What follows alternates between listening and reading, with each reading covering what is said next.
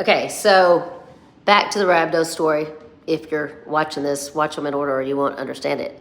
So, as I said, my mom called and she was like, I'm taking him to the doctor. I said, okay. So she calls me from the doctor's office. She's like, look, they're taking him in the ambulance to the emergency room. And I was like, what? And she's like, yeah, you need to come now. I was like, okay. So my mom said that when he got to the doctor's office, that his body went into like a straight board.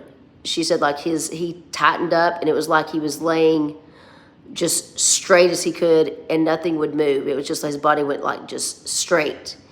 And so they couldn't, and he passed out. So they tried to like get him up. They put him in the ambulance. And so I got there and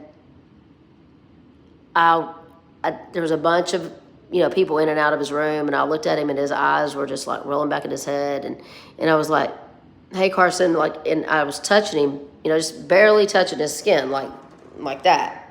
And he's like, don't touch me. I mean, like, anything you did to him, he was feeling it. His arms were tightened up like this, and everything was locked up. His whole body was locked up. So you couldn't pry it down. He was screaming bloody murder, and if I even touched him, I couldn't hug him. I couldn't do nothing. And his eyes started rolling back in his head. And of course, by this time, I am like, I'm even like hitting him in the face, like, slapping him in the face, like, wake up, baby, wake up, wake up. Nothing. Just like, nothing. He was like in and out of consciousnness, locked up.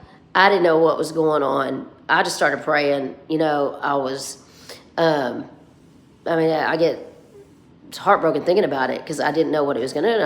I didn't know if I was going to, what was happening, because I was just, I'd never seen him like this. And, my mom had been crying, and I was like, what is it? And they said, well, we think it's rhabdo. And I was like, what's rhabdo? And they said, well, it can shut your kidneys down, and we need to make sure that his kidneys are not shutting down because you can die from this. Well, I'm like, what? Anyway, he's locked up. He couldn't move. Then he starts burning up with fever. Then he would go and he'd be like freezing cold. Freezing, burning up. It went on back and forth forever.